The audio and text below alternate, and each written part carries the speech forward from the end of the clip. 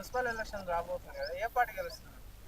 ఏ party గెలుస్తుంది? Ruling party ఏది ఉంది? ఇప్పుడు కాంగ్రెస్ ఉంది, కాంగ్రెసే గెలుస్తుంది. మా దగ్గర అయితే బీఆర్ఎస్ పార్టీ లేనే లేదు అసలు ఇప్పటి వరకు అయితే. ఇప్పుడైతే ప్రస్తుతానికైతే మా దగ్గర అయితే కాంగ్రెసే గెలుస్తుంది. ఎందుకంటే మీరు చూస్తున్నారు, మాకు తెలిసినప్పటి నుంచి 25 సంవత్సరాల నుంచి మా ఊరికి రోడ్డు కూడా లేకుండే.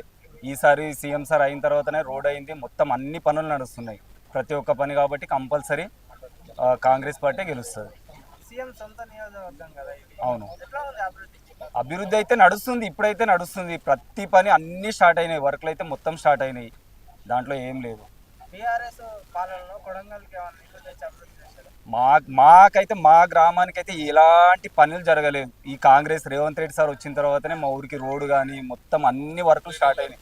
డ్రైనేజ్ వరకు ప్రతి వరకు మొత్తం వర్కులు స్టార్ట్ అయినాయి. గతంలో కొడంగల్ ఎట్లున్నది, ఇప్పుడు ఎట్లా? గతంలో కొడంగల్ మీకు చెప్పాల్సిన అవసరం లేదు. అసలు కొడంగల్ అంటే ఎవరికి తెలియనే తెలియదు, పేరే తెలియదు ఎవరికి. రేవంత్ రెడ్డి సార్ వచ్చిన తర్వాతనే కొడంగల్ వరంగల్లా అంటుంటే అట్లా ఉంటుండే. ఇప్పుడు రేవంత్ రెడ్డి సార్ వచ్చిన తర్వాతనే కొడంగల్ అంటే ఒక గుర్తింపు అన్నట్లు.